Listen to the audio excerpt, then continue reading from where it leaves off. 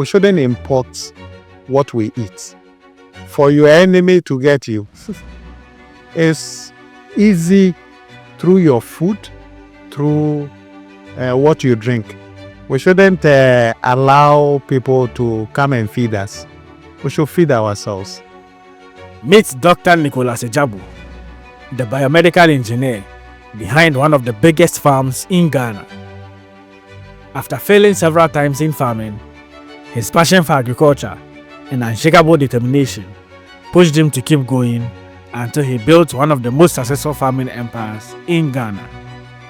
You know, my old farm failed. This one failed.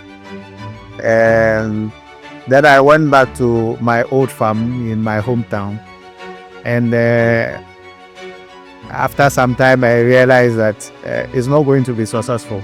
Today, he owns 50 acres of cocoa, 40 acres of coconuts, and a thriving 5-acre fish farm, making him one of the most successful farmers in Ghana.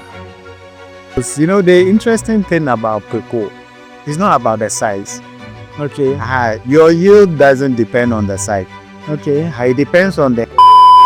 But someone may have 1-acre farm and will have annual yield same as someone who has 10 acres. It all depends on the... In this video, he shares his inspiring journey of how he started, the lessons learned, and how he built a farming empire from scratch. This is not just a farming story, it's a powerful reminder that success comes to those that never give up. Without much ado, let's jump right into the video.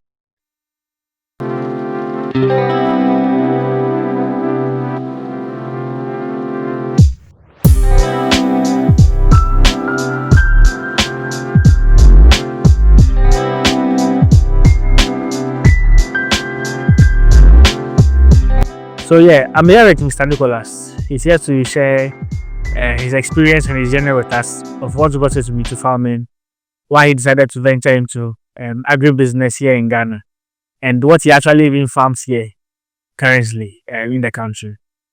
Please, can you introduce yourself to my people? Okay, all right. Thank you and welcome to my home. My name is Dr. Nicolas Ajabu. I started as a medical practitioner, but I was born into farming. So from my childhood, I was doing farming. Okay. After going through my education system, from medical school, I went into engineering. So biomedical engineering is what I'm doing now with the Ministry of Health. But all along, farming has been my passion, so I never dropped it.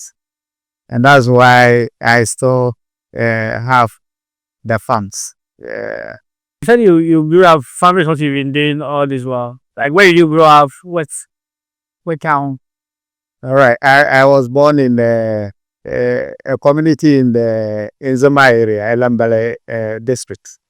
Okay. Called Anya. It's close to Nkrofo, the district capital for Elambele. When I was born, my father was residing in Côte d'Ivoire. There he was doing farming and fishing. So when we finally moved to Ghana, that's when I started school. Oh. So as I was growing, I was helping my father on the farm. So until the education system took me away from the village. So I have to somehow stop the one we were doing there. But when I got out of school and started work, I realized that there's a lot of benefits in farming. So I need to continue. And one interesting thing about farming is that if you are a farmer, you don't spend money. So whatever you get is enough for you because you don't buy food. And to even have a happy home, it's hunger that destroys happiness in the home. if your children don't have food, your wife is always struggling with you, for sure, you won't have peace. There will be no peace. But as a farmer, you always have food. So whether you have money or not, there is always peace. So that's how I got hooked to the farming. Okay. But so I understand where the fish farming aspect came in. But because your dad used to go do the farm and the fish farm as well. Yes. About the fish farm, what kind of farm did he used to do? Oh, my father was into coconut farm. Oh, okay. So He had a large coconut plantation. The unfortunate thing was that there was this disease that attacked the coconut plantation in Western region, especially the Elembele district. So we lost basically everything, including mine. Oh wow. So starting it all over, I have to make sure that I get the right seed, which is resistant to the St. Paul Wilkes disease. That's the name of the disease. Yeah. When it attacks your coconut farm, it's like someone has sprayed with the side. Everything It's all gone. Okay. It's just like coccidiosis when it comes to poultry farm. Exactly. So wipe everything out. Yeah. Sure.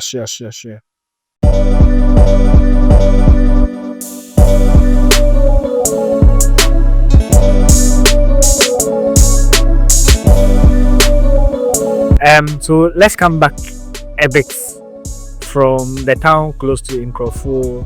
So growing up, it was a farming community. You used to assist your dad with farming. I said, so you're born in Cote d'Ivoire. And you came. No, I was born in Ghana, but my parents were residing in Cote d'Ivoire. So Okay, so you used to I grew up there until at a point when the family migrated to Ghana. Okay. At the beginning of the 70s, and that's when I started swimming. Okay. So you can speak about your friends. Oh, as for that one, what I can speak is nothing to write home about. As for the ones you, fine. Those who are but not for conversation. Not for conversation. Okay. So yeah, you came to Ghana, you began schooling. I want to know what piqued your interest to do, enter into the sciences and also become a medical doctor. Yeah. Okay, so my school, I started primary school in a community close to where I come from. Okay. It's called Bomoperi. So it was this LA and DC. Yeah, those primary schools. Yeah. That's how they see me. Sometimes I even get confused as to what is the real name because it kept changing. Okay. At one point it's LA. Which later I came to understand that it was a local authority. Then later on it was DC, and then that I was told it was a district council or something. Okay, and now it's DA. I don't even know. I don't even know. So after primary school, I went to Nkrofo. It's also the DC. At that time, it was DC middle school. So when I completed the middle school, I moved on to Improper Reporter Secondary School. Okay. Well, how I got into the sciences, I believe my teachers wouldn't have allowed me to do any other subjects. Okay. Because they always pick they look at your performance. And then you are either placed in the sciences or arts or business. And as the name implies, because it was an agri school, everybody who passed through the school have to do agriculture. Oh, nice. I also took the agric, and then from there I proceeded to St. Augustine's College in Cape Coast, where I continued. Where I continued with the A levels. Okay, and due to my performance, I just filled the forms for university, and fortunately, with all the programs I applied for, it was medicine that I got. Oh, Even though I had a very good grades in mathematics, physics, chemistry, surprisingly, I couldn't get the electrical engineering or mechanical engineering in tech. so that's what you actually wanted to do, like pursue, or Well, we were going through. I don't know. But God knows why. So I effortlessly got the University of Ghana Medical School, where I pursued the medicine and completed. And after completion, I had challenges using gloves and things like that. So my profession was diverted. I have to go and read the engineering in medicine. So okay. when I completed, so practicing medicine was for a brief period, but most of my time in practice has actually been in the biomedical engineering, which I do now. Nice. Yes, an interesting. I have a lot of questions just for this few minutes of their schooling and all.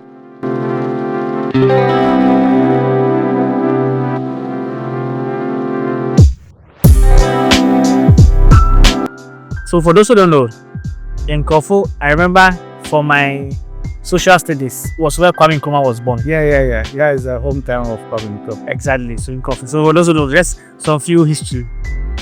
Now, I want to understand how the back then used to be. You said the O level and the A level. So you said you went to secondary school with the agric school at Nkofu, right? Then you said later you proceeded to do your O level at St. Augustine's. No, A level. A level. So that's how was it? How was it? So those days we had the educational system, which was more like the British system. So you have to pursue a 10-year primary and middle school. That's what was called the elementary school. Okay. So from the elementary school, you go to secondary school. And the secondary school, you have to first go through your O level. Okay. And after you go to sixth form. So O level, when you are in form 5, you sit for your O level. And when you pass, those days you had options. Either you go to post-sec, you can also go to the university and pursue a diploma program. Okay. Or you continue to sixth form. Then from sixth form, you also have the same opportunities depending on what you want to do. Okay. And then depending on your grades, we can get into the university and do any of the courses in the university. Those days, when you complete the A level, you have to do your national service. So you do one national service after your A level or after sixth form. And then after university, you also can do the second. So you do 2 national service? Yeah, but the second one I don't think was concurrent. Okay. At least so the Gen Zs who didn't do the old system, at least now you have a fair idea how it used to be. But the old system was quite good because the training you go through was quite high. Okay. It's just that the subjects were not many as the young ones are being subjected to now. Yeah, now it's a lot. Okay. And the pressure is more these days than even though our time you have to pass and pass well, but you could enjoy your holidays. Now after that, your parents are looking for school. Okay. But you said something that's interesting to me. You said back then you wanted to go and do it.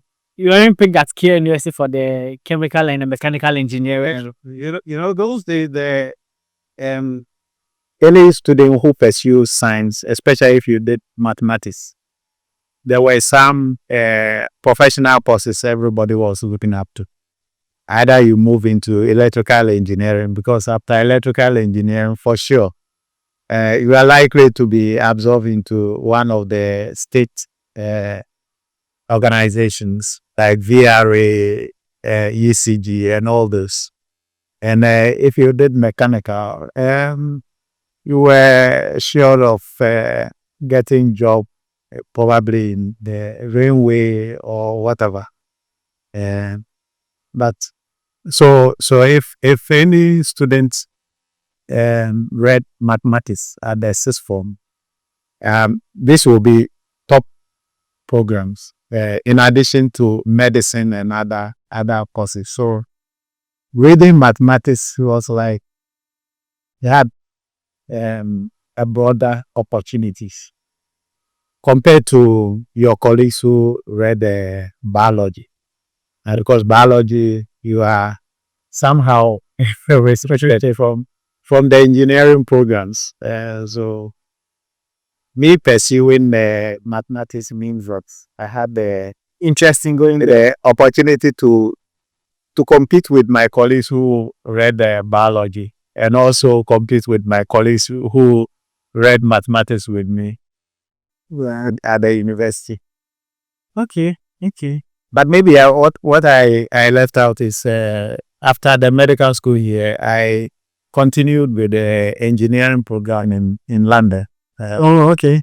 At one of the colleges at the University of London, Queen Merit. Okay. So after you did the medicine, how long did you practice it for? About 2 years, and then I moved into that area. I was entering surgery, but anytime I put on gloves, my skin was reacting to gloves. Maybe it was God's own way of pushing me out. Yeah. Because my interest in surgery was something that I don't think anything would have pushed me out. Okay. But that happened to get me out of the surgery. So you like the surgery, but that's because of the gloves. Yeah. Just like what I've said, among the medical disciplines, the surgery areas are things you can feel. And they also follow first principles. So and once you are successful, you are highly regarded. Sure. Okay.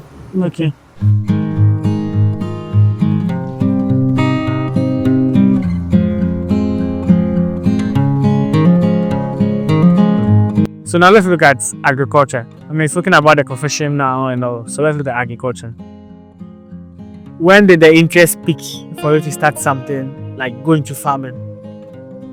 Okay, so as I said, because I also went to Agric secondary school, and we had the opportunity to do a lot of practice those days. So after school, when I settled, I wanted to start something in the farming.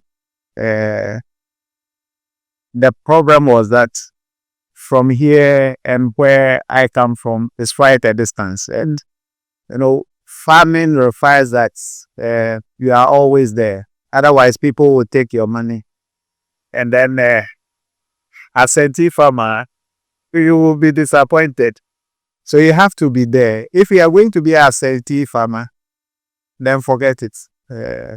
So even though I tried, it was not a successful program. Okay. So I restarted my coconut farm. Even though it's not big as what I'm doing, but was sizable. And then also started the fish farming. But I was not going home often as required for farming. Okay. And supervision was not the best.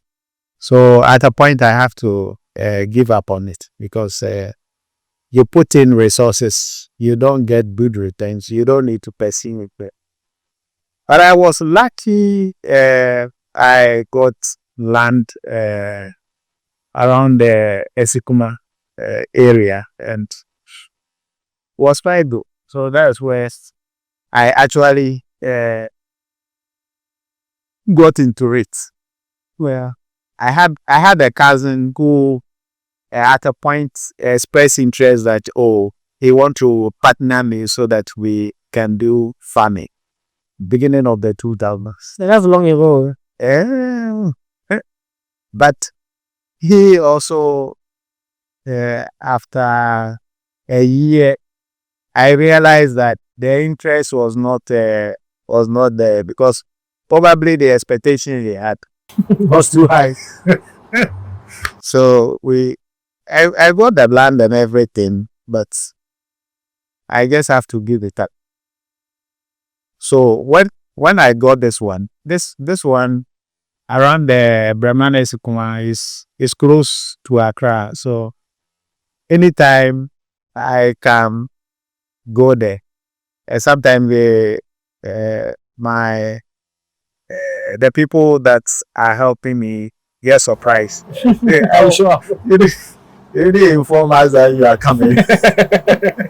So you don't worry. So that's when I bought the land there. That's when I got more into it. Okay. So I'm next trying to look at the interest. So first you began doing the farm at your hometown where you do the coconuts and the fish farming, right? Yeah. And that one didn't go well. Then later you partnered with your cousin. So in the early 2000s to try and do cocoa farming. Yeah. And now the interest dropped.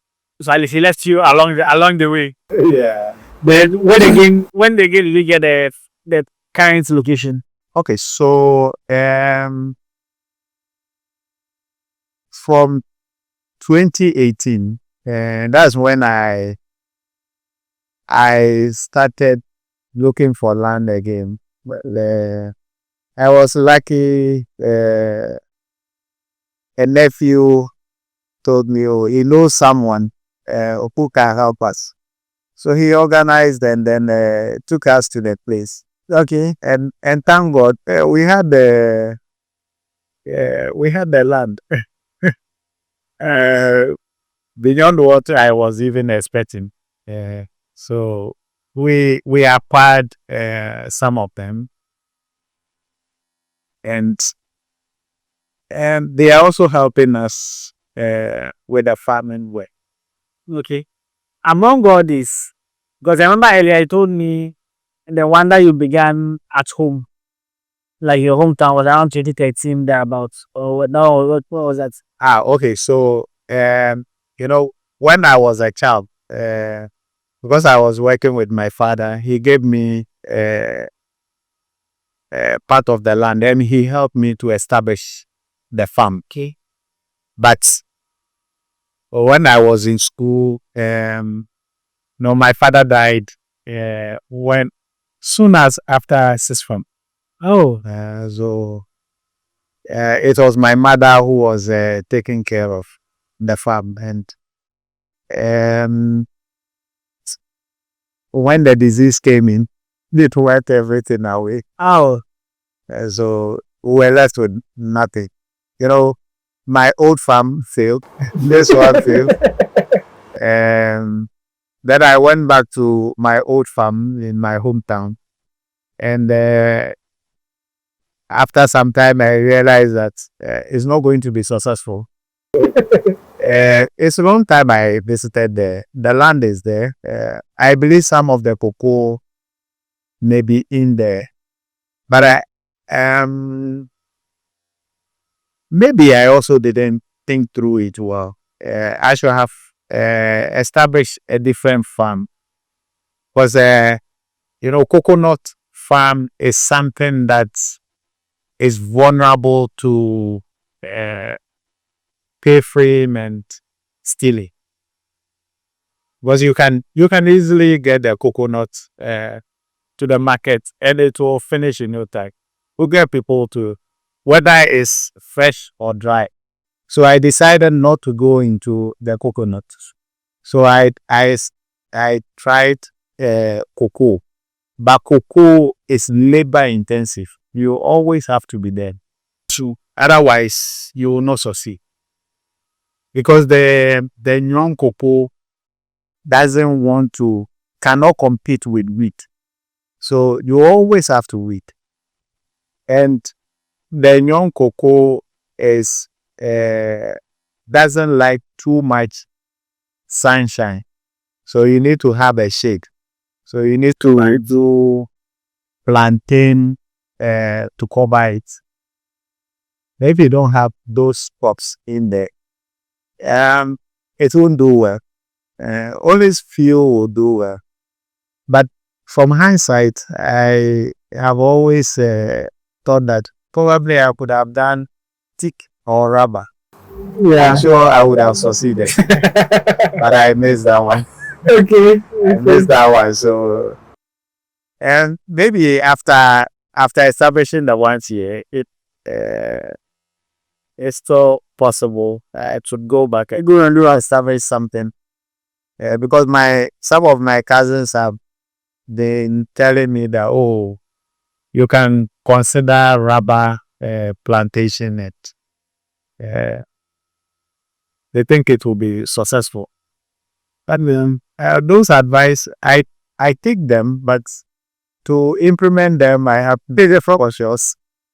I have to be cautious, not just because somebody else to and it, he just move into it. So I actually did a video on rubber farming, and that's also got to discover more about it and how the planting goes, how it's being sold, how profitable it is, and all of that. So yeah, I think it's not a bad idea.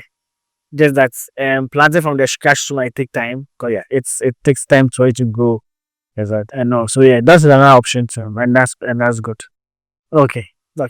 But the things you mentioned led me to my question.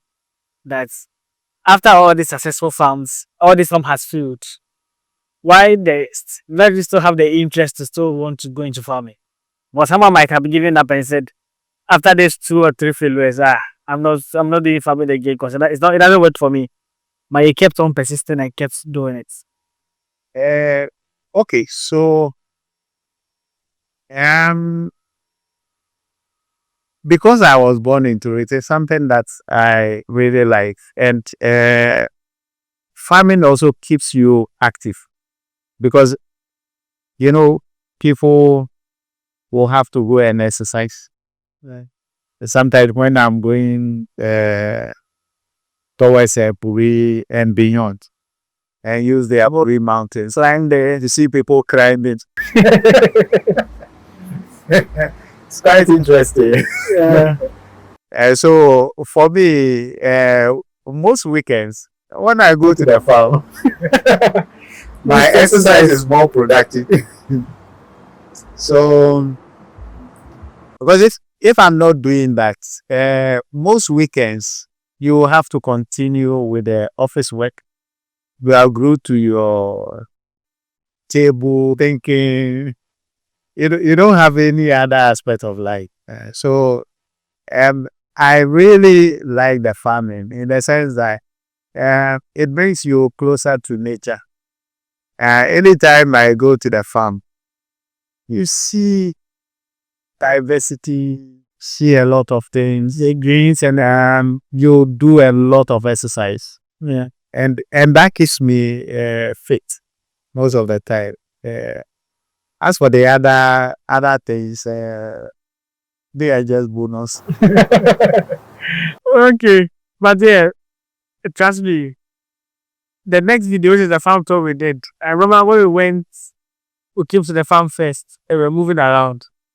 Oh my goodness. Oh my goodness. It wasn't easy.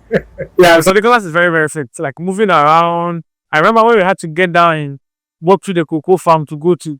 Yeah. It was a lot. Climbing the hills. And It was a lot. It was a lot. So Nicolas is very, very fit. So you guys should explain the farm tour. That one was a lot of exercise, as you said.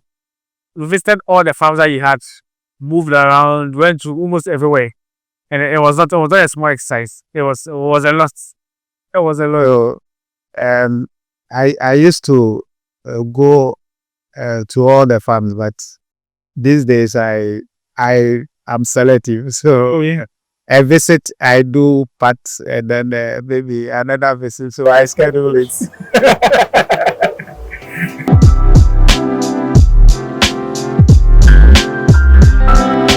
Okay. Speaking of the farms doing a lot, let us know the total, what you've mainly farmed and the total farms you have. Okay, so I should have done this calculation. Putting it all together, I think the cocoa farms should be between 40 to 50 acres. Wow. For the coconut, we just started. So we've done together with those for my children. We should be around 35 or even to 40 acres For the coconuts. but the actual coconut farm is here to be established. For that one, we have the land. Then Maybe this 40 acres, that's like a trial. we wanted to start this year. Unfortunately, we had some challenges, so we couldn't clear the farm.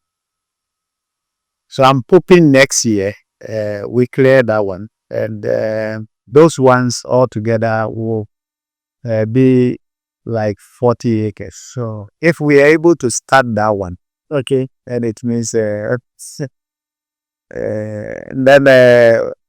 I have the 5 acre that we have used for fish farm. Oh, Okay, with a total number of ponds of 10. Each pond is around 25 meters by 30 meters. that by this very, very pumps. Very, very pumps. Okay. Okay. But I wanted to ask, why coconuts? Why cocoa? And why fish farm? You know, for cocoa, you don't have any problem with markets because, in fact, cocoa farmers are just caretakers for cocoa farms. In quotes, they don't own the farms. Yeah. Because all the proceeds has to go to the government, and government will decide how much they will give you. So there's no competition, there's no question. So for that one, once you do it, you are doing it to support the nation. But certainly, once you are producing for the government, you'll get your benefits. But so that was because of the secured markets. That's why I got into the cocoa. And coconut is also a plant that has a lot of benefits. And it may be an assumption, but looking at the way we are destroying our environment now, destroying our water bodies, the only plant that can give you processed water because you don't know what the companies that are producing the so-called pure water, mineral water, whatever water they are giving you. But for coconut, it will pick the the chemicals or the minerals that are good to process the water. So if you take the water in coconut alone, the market for coconut is very, very high. And I'm sure that it's going to grow because kids look at how the government is struggling to control this mining. And every water body is being destroyed. Yeah. And life depends on water. So if you destroy all the water, people may say that we have the underground water. So for me, I can drill a borehole, but I find that even more dangerous what is happening because, God in his own wisdom put the water there, sealed it up, and then open channels for water to flow to the surface at a point. But because of this problem, we are now drilling every surface. And once you punch a hole, surface water is going to seep into it. So basically, it may not be the case, but basically we are contaminating the underground water. And I'm not a geologist, but the little I learned during my geography and agric, the underground water is a big ocean covering vast area. So the borehole that you drill, probably where we are sitting, if you drill and you hit water and they are in layers, certainly you want to go into the layer that you will get quality water that you can use. So if you get into that, know that you have entered into a water body that is spreading probably over a large proportion of water body underneath. More coconut will probably be needed to solve the water crisis we are intentionally creating for ourselves for the future. Yeah. And apart from the water, the coconut has a lot of benefits. Unfortunately, some time ago, I strongly believe it was a market propaganda. And when you have if you are competing with someone to market the same products, it depends on who markets the products well. So if I'm able to convince you that your product is no good, I'm able to convince your customers that your product is no good and that my product is better, and certainly you will lose the market. Yeah. So when oil, coconut oil, I remember growing up, we had a factory near where I come from. Is between Improfol and Ezim, called Ezima Oil Company or whatever, and they were processing coconut. Okay. So they were producing coconut oil, and the oil was used for many, many products like soap and so on. But by the time I got into the medical school, we were so convinced that the fats that you find in coconut oil was very bad. Okay. And that it will not promote good health. Okay. And for that reason, people should not patronize. And it wasn't only coconut oil; it was coconut oil, oil palm. And the interesting thing is that these were the things that we produce a lot in Ghana. And immediately we saw all around us interesting oil, some sunflower oil. You can name it. I've seen corn oil. I've seen so many plants that I've never seen oil coming out of it. Can actually have oil which are being sold on the market. As to where they are coming from, I have no idea. But I strongly believe that it was a propaganda to kill the coconut industry. Okay. But the biggest surprise I had was when I had the opportunity to travel to Canada and also to Japan. And I entered the supermarket. They call it natural something. Things sold there are all natural. And their products are very, very expensive. And coconut oil was labeled virgin oil. And I saw a product, the coconut oil for cooking was so expensive, super expensive. Wow. I saw coconut oil for hair as a hair product. The ladies use a lot of, and this was virgin oil, and it was super expensive. And I just couldn't believe that is it the same product that I was caught, and it was in the books. So our teachers were also teaching us that they were not good. And we got all the theories to mind through the complex chemistry of it and whatever.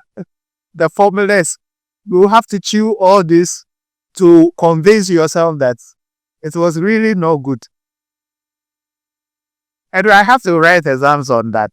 Okay. Only to find them on the same, and they were super expensive like that. And so for me, I think the oil is one of the essential nutrients that we need. So Ghana needs oil. And so even you take the oil from the coconuts, it's something that we cannot throw away. So coconut and then the palm oil is something that we need to hold in high esteem. And the other interesting thing I saw in those supermarkets was the palm fronds. The way they have used it to do all manner of artwork. Oh, okay. For decorations, and they were super expensive. Even the outer layer, they ask for the coconut. They've used it in so many products. The commonest one is the doormat. And a doormat from coconut, I bet you is very expensive. Interesting. If you don't have money, just go for the plastic ones, which will sometimes lick you off. Yeah. But for the coconut one, very expensive. And it's not for ordinary people like us. It's luxury. So and even the plant itself, the tree, it produces a very good wood. Food. Yeah. Okay. The board we are using for summer is one of the quality wood we can ever have. So for coconuts, it's just that unfortunate that as a country we have not used it well. But it's a natural product we have here. which we need to value, because every bit of it is money. But apart from the food, the water, and then the actual food, there is the dry one. Probably we'll use it for oil. The rest will throw it away. But the husk is a very good fertilizer, and they are using it all the greenhouses. Yeah, or something. That's what they are using. The cocoa pits. And if you use it, when I started the cocoa farm, I bought some to raise a nursery of cocoa, which I got from the research institute at New Tapo. So they gave me some of the cocoa which they have just produced out of their research work. So I used the cocoa pits to raise the nursery. Yeah, that's true. And I bet you within 1 year, after planting, it started bearing prowess. Yeah. Yeah. So it's a very good fertilizer, and if we should take a serious action to use products from coconut, segregating them, it will help our economy a lot, and it can generate a lot of money.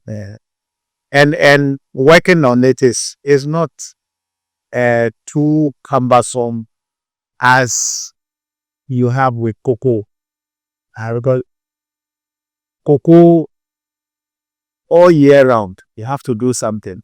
It needs water, it needs antifungal, it needs insecticide, it needs fertilizer, it needs weeding, it needs pruning, it needs pollination. It's a lot of attention. A lot of work. But I respect cocoa farmers a lot because it's not an easy work, but the yield is very small. Yeah. So, but recently, I heard the government has increased the price of cocoa, like the bags for the beans.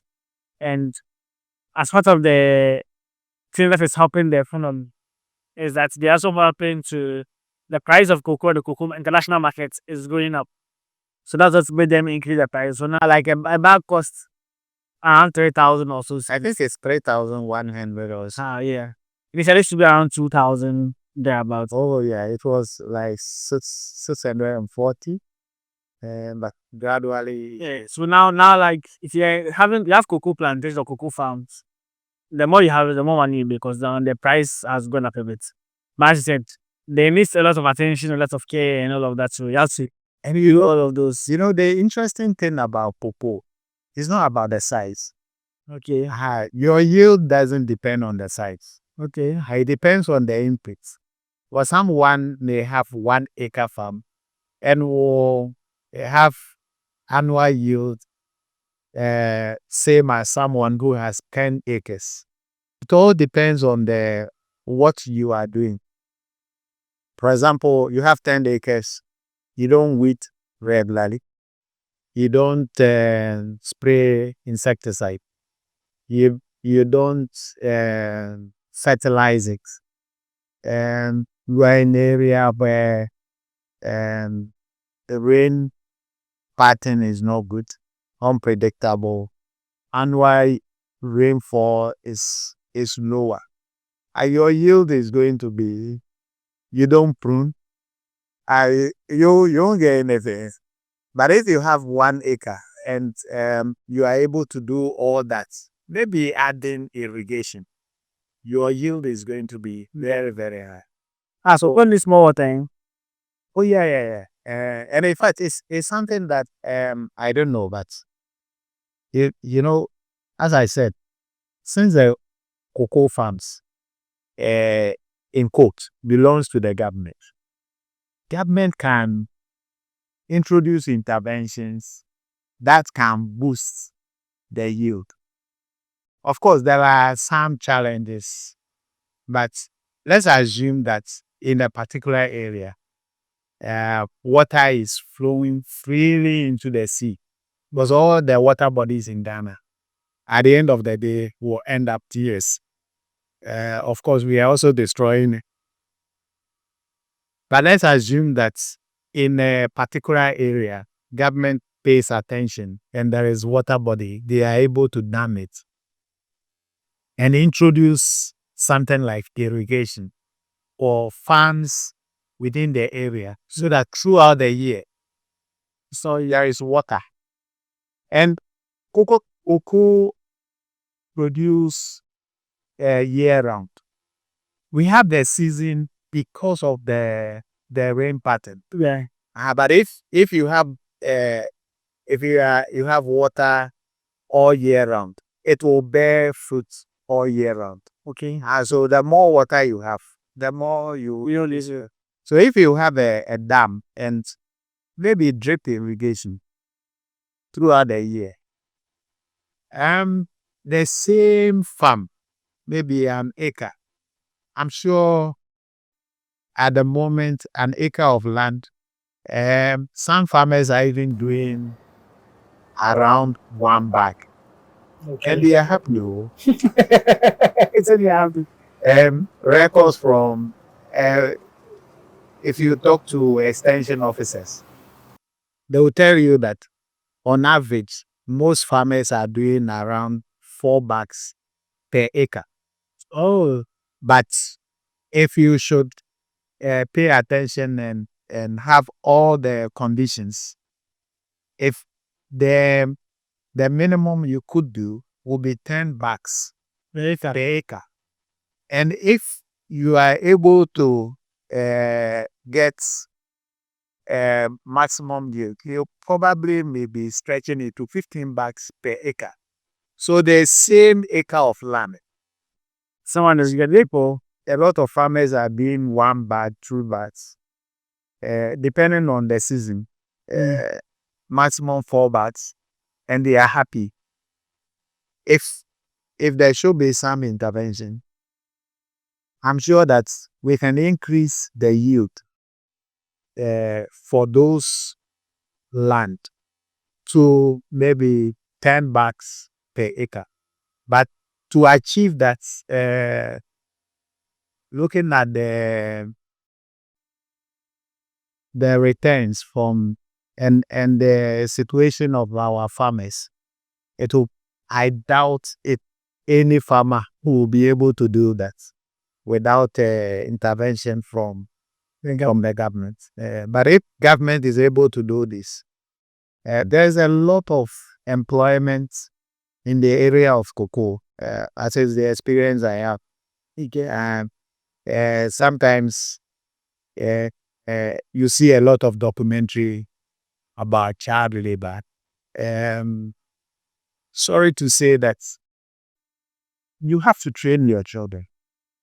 And I don't think having a program to train the children to cultivate their interest in farming it should be considered a farm labor. Because at least during vacation, some aspect, let's take for example, pollination. Children have good sight. Their sight are much better than old house, yeah. I'm sure if you brought me a needle to put the national, it will be a big spider. But if I should bring a child, maybe around 10 years, all he will do it with precision. That's the kind of eye you need to do pollination. Okay. So let's assume that the time the children are on vacation, this is the time to do pollination. Okay, very soon they will be on vacation. So as part of their training, let's say on vacation, we create this opportunity for them to support farmers to pollinate. Pollination can double your yield, or if not triple. So Just that a child sitting at home during holidays in the village, if he is doing that and you give him something, I'm sure by the time school reopens, He has money. he has a lot of money. Yeah. But at the moment, because we don't have those systems in place, the child will be at home.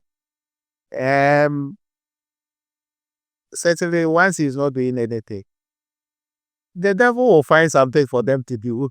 Obviously.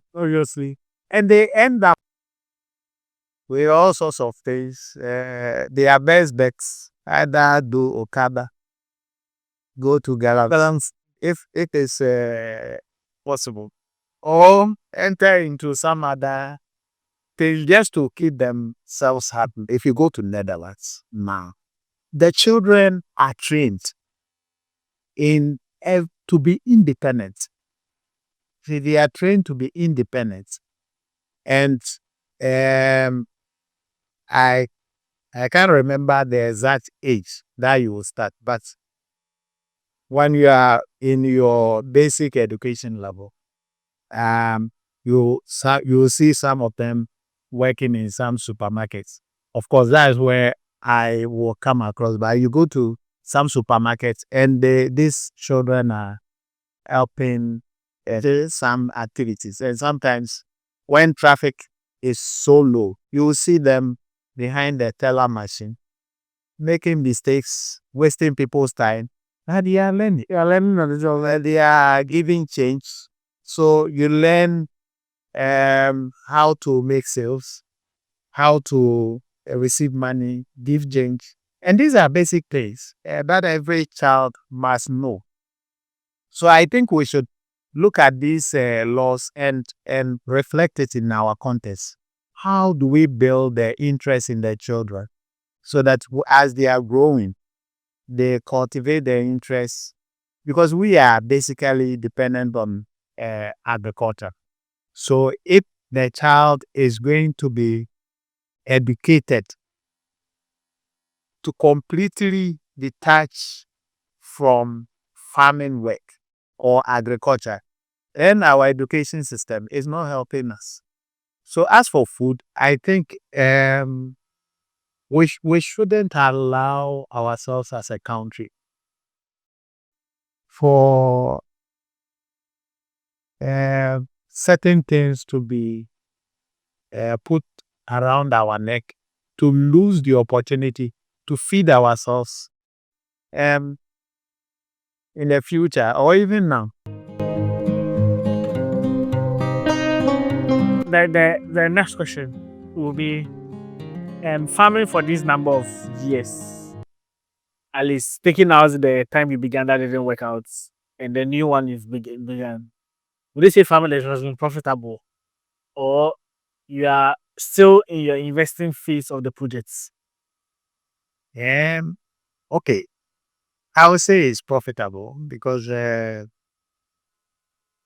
when I resumed the farming, fortunately for me, we've never bought anything.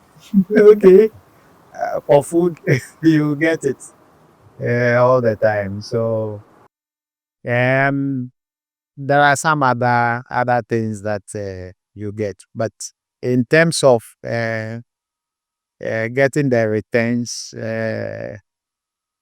not as I expect. But I think the farms that are yielding now, we get small, and instead of me putting money in, and that's what I use to manage the farm, and so far it's been good.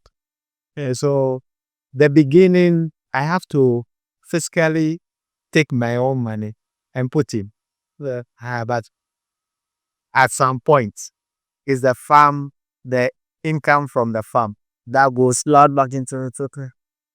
And the cocoa farm, you know, the interesting thing about my farm is that the good lands for farming were something like exhausted. So what people didn't want is what I got.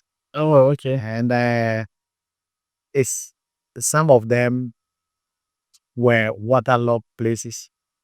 I have to do drainage, but it turned out to be the best land I got because there was water all the time. So it support the yield. So it's and that's what cocoa needs. So I consider myself lucky in terms of the land I got. Yes. Sure. So among all the things you've spoken about, it seems you are if negated the fish farm, and that's the aspect that I really like about the farm. 5 acres of land, 10 ponds, and you are doing both catfish and tilapia on the farm. I know, as you said, the interest about fish farming, maybe your dad assisted, but that's what you used to do and all. But it seems you enjoy fish farming. But even in the cocoa farm, there were fish ponds inside. So, like, why the interest so much in fish farming? Well, your food production, you need the protein, you need the carbohydrate bits. So, on my farm, because of the nature of the land, I have to do drainage, and the water will run out of the farm. And during dry season, you need water and you don't get. So I decided to create the ponds. But once the ponds are created, it means that fish will survive. Israel is where we put it. Fortunately, this year the drought was something else. Okay. So everything dried up, and but the main fish farming. Yeah. So I've established the infrastructure, and the first production I couldn't get the right people, so we couldn't get the returns we expected. But and that's why I have not restocked. But we will start again, uh, and we will do it gradually. Okay. Someone advised me that for certain farms, if you are not resident there, better not invest. Yes. But what I'm happy about is that I have the infrastructure, because you need the pond to do the fish farming, and all that I need to do the fish farming is ready. So it's okay. Maybe when I retire from active service, I can spend more time over there. And the fish is an interesting, because they are live animals. You go there feeding them alone is something else.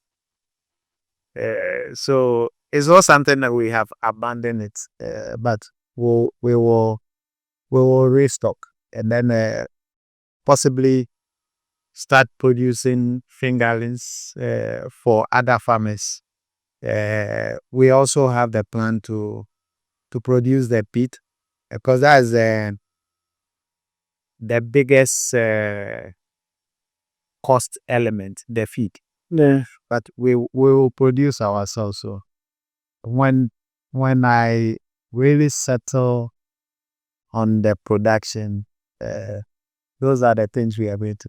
Nice one. And the pond, I need to cultivate plants. So at the moment, the coconut, the oranges, the mangoes, yeah, are coming up nicely. So when they are grown, it will create a very nice environment. And I'm sure people who want to have a change in life, it will be a very nice uh, place to visit. Well, when we are completing, and I'm sure maybe by 2027, all the coconut will be very good. Oh, okay. The mangoes will be very good. It will be a nice, very nice. Yeah. So unfortunately, here, in Ghana, tourism is not something that has really picked up. But should we also have agritourism or farm tourism? There's something like agrotourism, where people would go to farms to move around, just see how a day on the farm is like, feeding the fishes, like a fish pond that you have. I will be happy to host people. If you come there, you'll learn a lot. Then person can do something like that. Yeah. Because you come, you go and see, some of my grandchildren visited me recently, and I tried to show them cocoa. They had no idea. They enjoy chocolate anyways. They know chocolate. When we show them the cocoa pod, they say, no, grandpa is not true. You don't believe this when the cocoa count. They don't believe that this is how chocolates. And it was quite interesting. I have to take time and teach them, to convince them that this is how the chocolates they enjoy so much comes from. And it was an interesting learning experience for them. So promoting things like this, I believe that will be a very, and you probably need about 2 days for such a tour. Oh yeah, the farm is very huge, so you can imagine. Very, very huge farms. So yeah, honestly, for agrotourism is possible. Most me myself, the day we went there, I got to learn a lot by seeing some things I've never seen on some farm before. Like the calabash thing. That was the when I saw it, I was like, oh wow, there's the actual plant. I didn't know how it looked like. Actual plant, it looks like watermelons, but this time they're on trees. Yeah. Yes, and they're not on the ground. And Yeah. it was nice. So yeah. The agrotourism thing it will be something that more people will learn more about. Yeah. I believe most of the Gen Zs and the millennials and stuff, or the Gen X people, they enjoy a lot of things and they don't even know how those things are done or produced. And it should be a nice thing for them to go experience it for themselves and see those things for themselves. Yeah. But speaking of a fish farm, are we able to know how big the farm is for the fish farm? I know said 10 ponds. How much did you have in terms of like stocking the fishes? Well, when we stopped, each pond was taking between 5,000 to 10,000. Recently, I had a gentleman who expressed interest to partner me to do fingerling production and all this. Yeah. And he was saying that we could even stock a pond up to about 15,000. So, but of course, the fish need space to try. So, for me, I think maximum of 10,000 should be fair enough. And these are 10 ponds, so it's like 100,000. Yeah. If we are in 200,000 fishes, yeah. we can. That's crazy.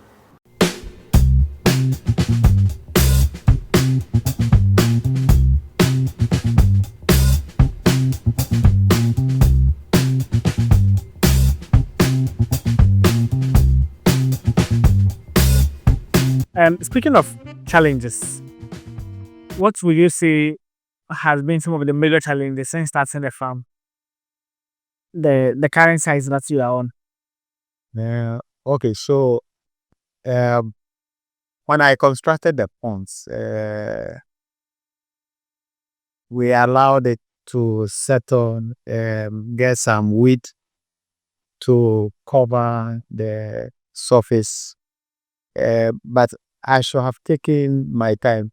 So um, I just stopped them. And one, I I assume that if you get someone and train them with supervision, they should be able to support the farm. But that wasn't true. You need to have a professional, someone who is already into fish farming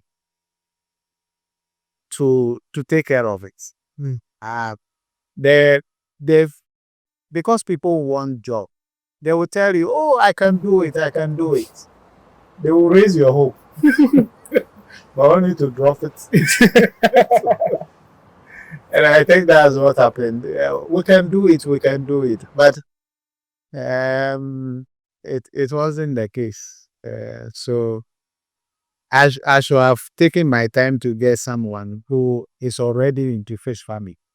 So we stopped, and then uh, because I was not there on daily basis, the gentleman we employed gave training.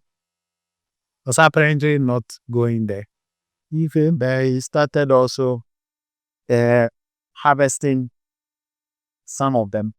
We didn't know, and all the things we taught him that we assumed.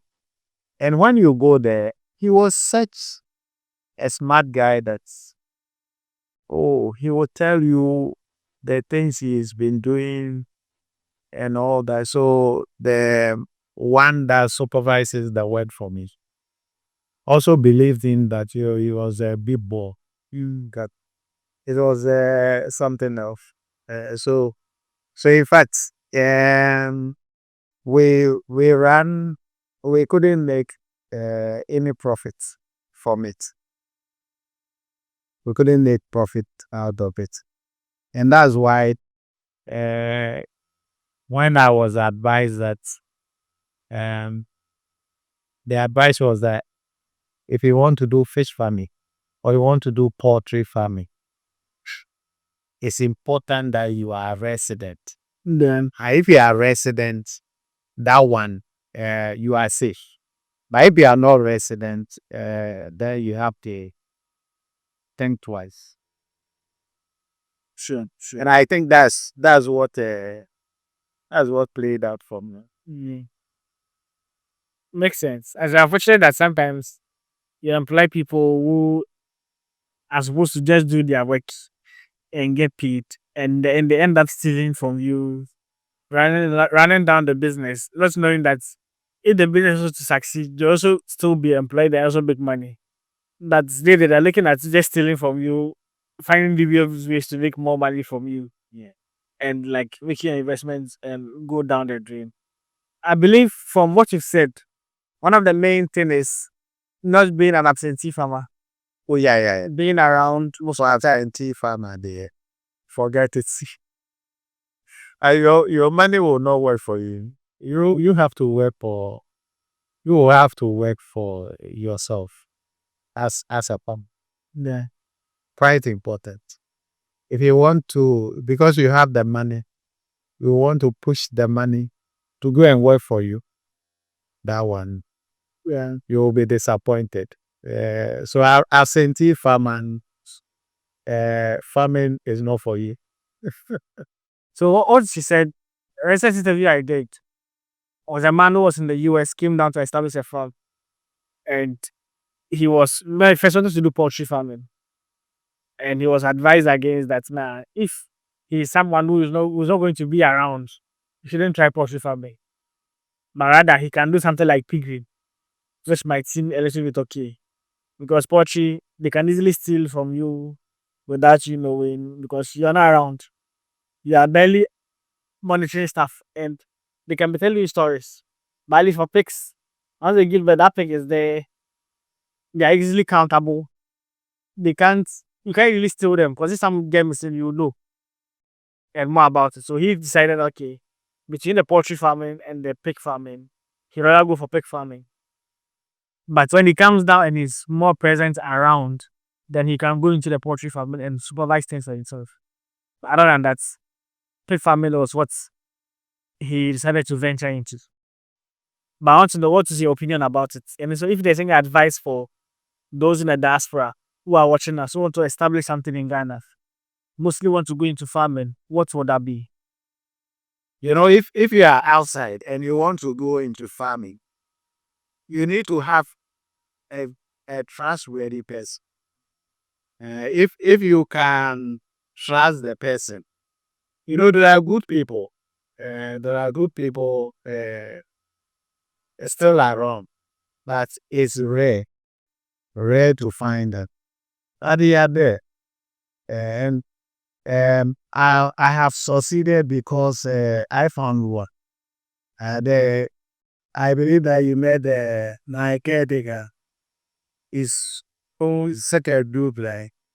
And without him, I don't know how I would have succeeded. And all these farms, he's the pillar behind it. So you need to have a good person.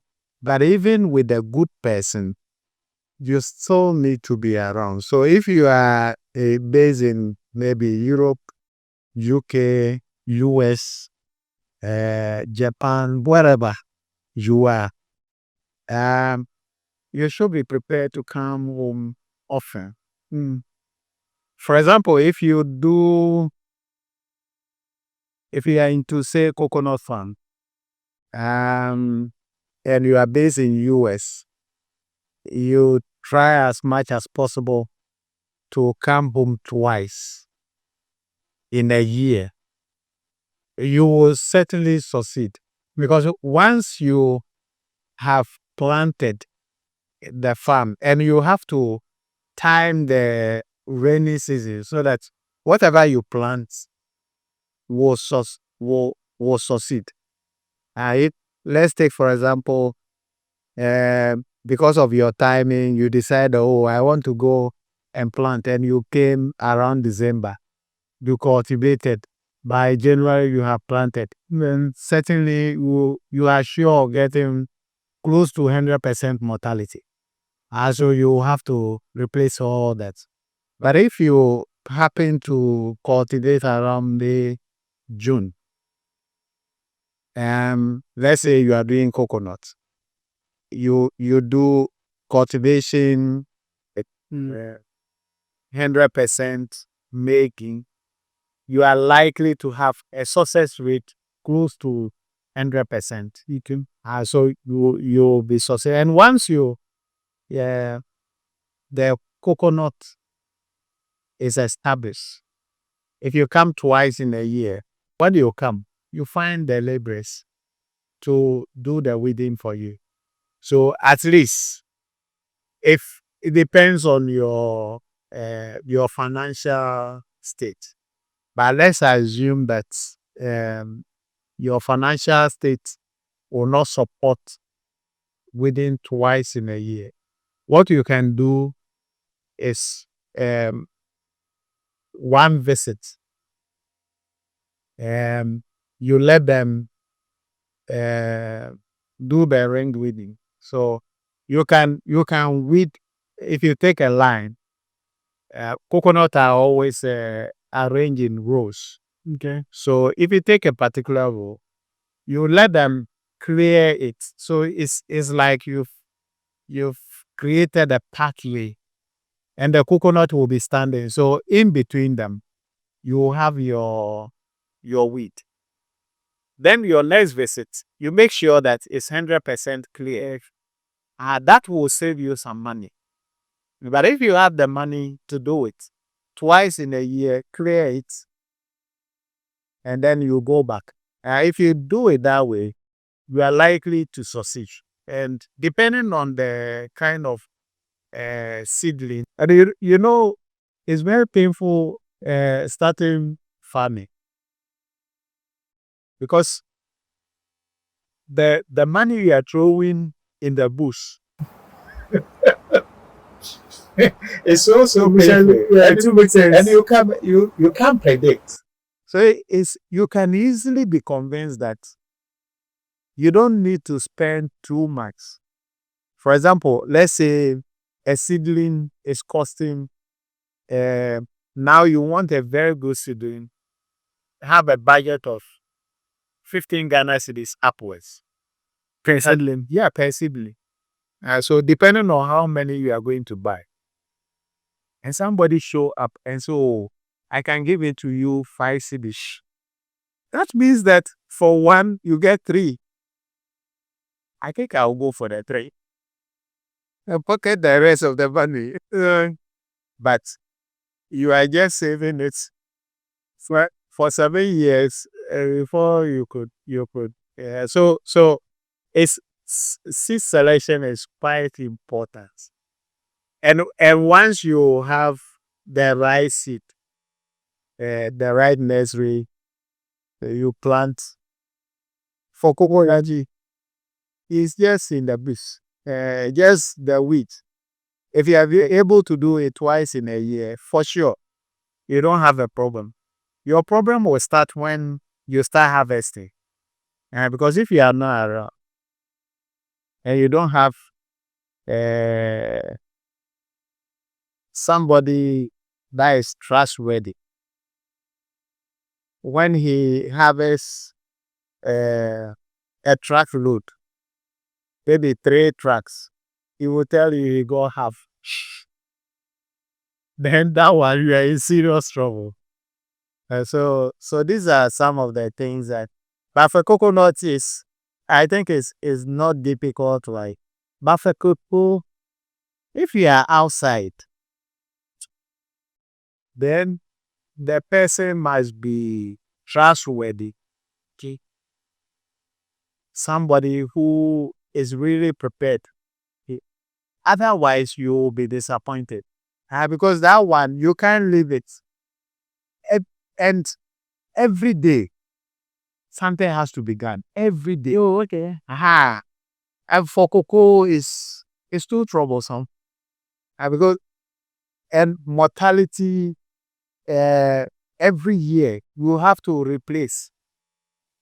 So even though you saw my farm, we are still replacing. Yeah, one that and what we are replacing this year, those that died, those we are replacing this year, I have to plan to replace them next year. But some might Because die. some might die. Yeah, so it's everyday affairs. And therefore, if we are outside, you don't have someone you can really rely on. That he tells you we are within, and we are within, they call it pole. We are within one pole. Truly, he's within one pole. If he says we are within 2 poles, it's 2 poles. If you don't get anybody like that, I would just suggest that don't dream about it. Because you may be throwing your money away. He will tell you, oh, I've gotten Lagos. They are within at X amount. When in actual fact, maybe it's a half. And I had the experience like that. There was a gentleman who said, oh, doctor, wow. Those are the most dangerous ones. Oh, I will help you. As for your farm, take me out. So I tried him. Oh, he took my money. And then the rate was not true. He took the money every day. Oh, they come to this point. So I visited there unannounced. And when I was on the farm, where are you? He said, oh, we are here. We are at the farm working. I didn't know you're already on the farm. I see. So where are you? He said, oh, we are just getting the story kept moving around. And then he said, oh, because we saw the rain, so gradually apparently he was. he was sleeping when I called. So when he heard and fabricated story, he now decided that he will meet me at a point. So when he said, "Oh, we are around this place," I just moved in there and asked, "Oh, where are you? I'm here." So, "Oh, we are coming." Stories You went- upon stories. You want to pour water? What? Fabricated story. So I said, okay, thank you. Let's end. Let's end. So you need someone who is truthful. Otherwise, they will mess you up. But things like coconut, rubber plantation is also fine. Oil palm is also another area you can, which is not difficult to do. Even mango needs a lot of attention because just like the cocoa, you need to Pruning, spraying, yeah. but it's not as intense As cocoa. as cocoa. So if you are getting into maybe rubber, oil palm, coconut, those ones, even tick farming, they are flexible.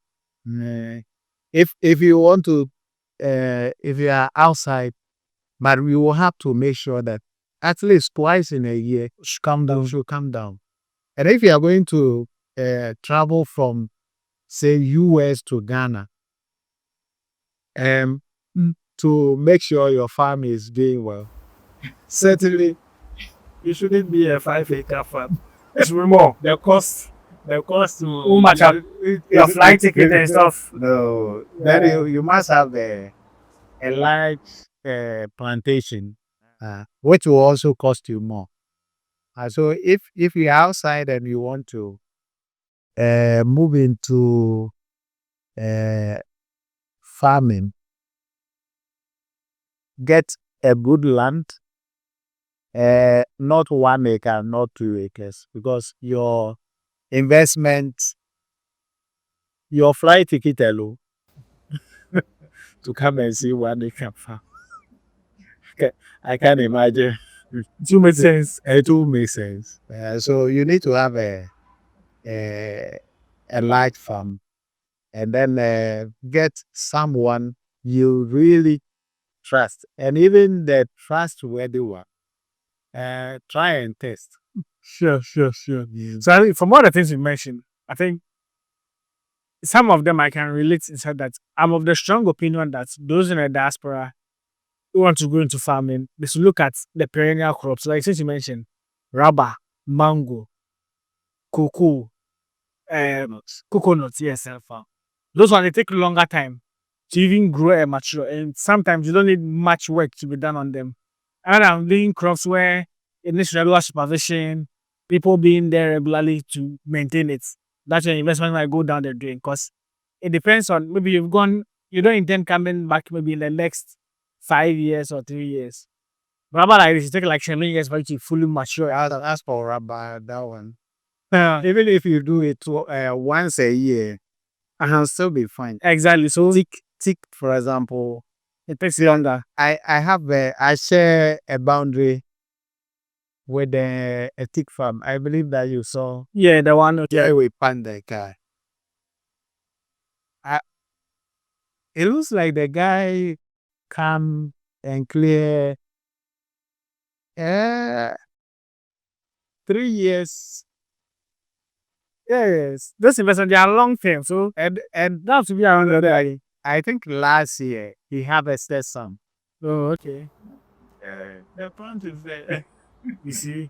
So yeah, those are those ones. If you are outside and you don't intend coming now, and you're also not looking for serious investments now, yes, it's good. By the time you are decided, okay, you've established yourself, you want to have time to be coming down regularly and stuff, you can come and get the monitoring it. Because 7 years, 5 years, 4 years, yeah, you should be fine. Other than doing crops that require regular supervision, now you have to be around, and also not around to help monitor it.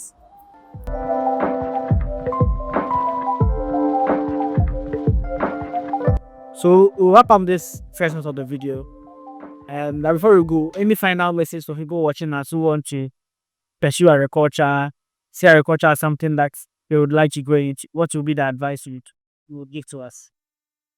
Okay, so for agriculture, especially farming, is very important because it's a fundamental requirement for every country to produce food. And for me, one thing that we normally will not think about as a country is that, left to me, we shouldn't import what we eat.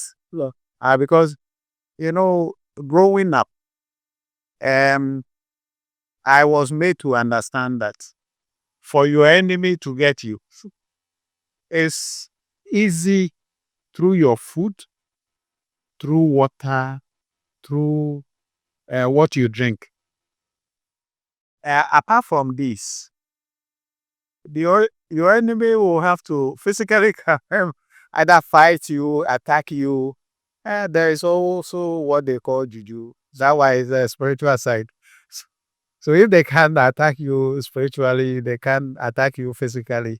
Through this, they can easily get you. So for me, as a country, we should look at what we eat, and we should make sure that we produce what we need to eat. So, as Ghana, I will advise that if you have the means, you have the energy, you have the passion, you can easily get access to land.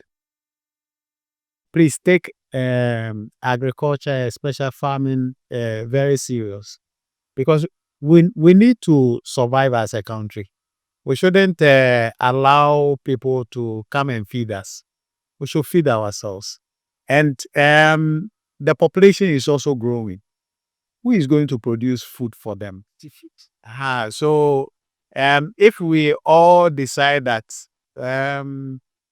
because farming is considered that if you are not well to do, then you go and do farming. If you are educated, farming is not the mindset of many people. Sometimes I find so strange. So, the food come, you eat. Whether, sorry to say, whether you are the president of a country or not, you still have to eat. The most important person, the most elite person, whatever you did well. But it was one such good program that I wish the government would have decentralized this, so that in a district, the farmers there produce food for their school feeding program. And look at the number of children in school. And if they have to buy from the local farmers, once a farmer knows that there is market in Ghana here, all that people are waiting for is that, oh, there is money, there is market. Everybody will go there. So, and the other way to do it is also that if a particular area goes yam, we are using the school program as the basis to encourage increase in production for yam. Of course, that community will not feed on yam only. So we can have a distribution channel where those who are producing yam could get other produce from other communities, because it's in excess, to balance their diet. And the yam will also find its way, just like we do. Yam from the north, we are eating it in the south. Those in the north, they need cassava, they need plantain, they need cocoyam, which is not, the environment there is not favorable. And this will crisscross. So if we are doing this and not relying on, I don't know whether, I hope they are not importing the rice. But now I got to produce from those places. No, But the money in I mean Ghana. the school feeding program. Oh, but they use the local rice I w- only.